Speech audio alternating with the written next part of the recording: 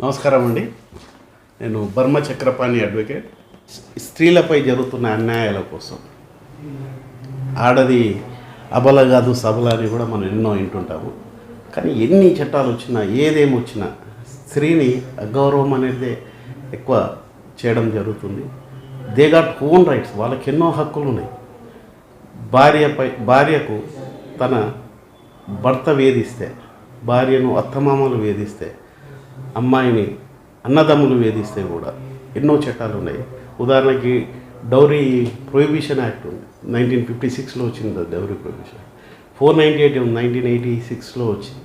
అయితే 498 ఒక స్త్రీని అత్తగారింట్లో పడే హింసల కోసం కానీ శారీరకంగా మానసికంగా సతాయిస్తే కూడా ఆ యొక్క సెక్షన్ డౌరీ హరాస్మెంట్ యాక్ట్ అనేది 1986లో అట్లా వచ్చింది.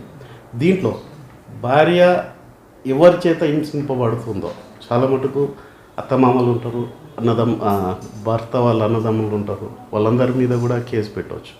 రెండోది, భార్యను ఏ కారణం లేకుండా ఇంట్లోకించి వెలగొట్టారు అనుకోండి, ఆ భార్యకు మెయింటెనెన్స్ కేసు వేసుకునే హక్కు ఉంటుంది.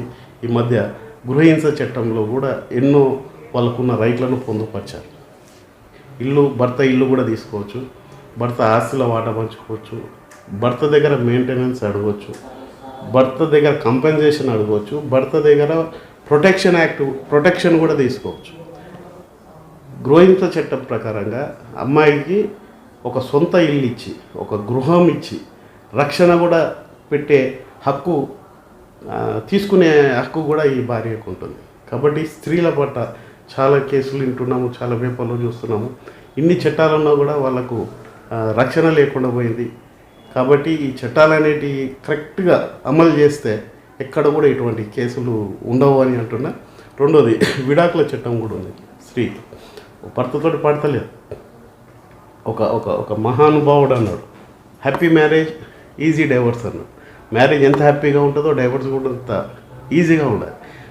దాన్ని మైండ్లో పెట్టుకోకుండా కోర్టుల చుట్టూ, నేను అనుకుంటా ఒక 30లో కేసులు వేసుకొని స్టార్ట్ చేసి 40-50 వరకు కూడా కోర్టుల చుట్టే తిరుగుతారు. తర్వాత లైఫ్ లేదు.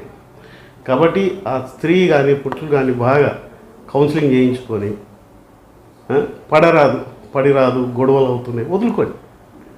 అదే కాకుండా వాడిని సతాయించడానికి వీడి సతాయించడానికి ఆవిడ కోట్ల చుట్టూ తిరిగి వాళ్ళ లైఫ్లంతా కూడా అక్కడ డ్యామేజ్ చేసుకుంటారు. కాబట్టి నా సూచన ఏంటంటే, ఎన్నో కౌన్సిలింగ్ సెంటర్స్ ఉన్నాయి, ఫ్యామిలీ కౌన్సిలింగ్ సెంటర్స్ ఉన్నాయి, మీడియేషన్ సెంటర్స్ ఉన్నాయి, ఆర్బిట్రేషన్ సెంటర్స్ ఉన్నాయి. అందులో అనేక చట్టాల యందు అవగాహన కలిగిన పెద్ద వక్తలు ఉన్నారు, పెద్ద వీళ్ళు ఉన్నారు, ఎక్స్పర్ట్స్.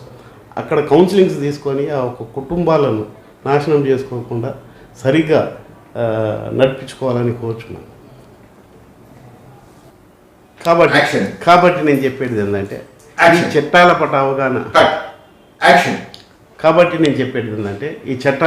అవగాహన తెచ్చుకోండి. మీకు ఇటువంటి సలహాలు ఇంకా కావాలనుకుంటే కూడా ఈ స్క్రోల్లో కూడా నా ఫోన్ నెంబర్ ఉంటుంది. నా ఆఫీస్ కొంపల్లి, ఏ టైంలోనైనా రావచ్చు, సలహాలు తీసుకోవచ్చు. ఈ సలహాలు సూచనలు తెలుసుకొని జీవితాలను మంచి బాటలో నడిపించుకుంటే మనం సివిలైజ్డ్ సొసైటీలో ఉన్నాం.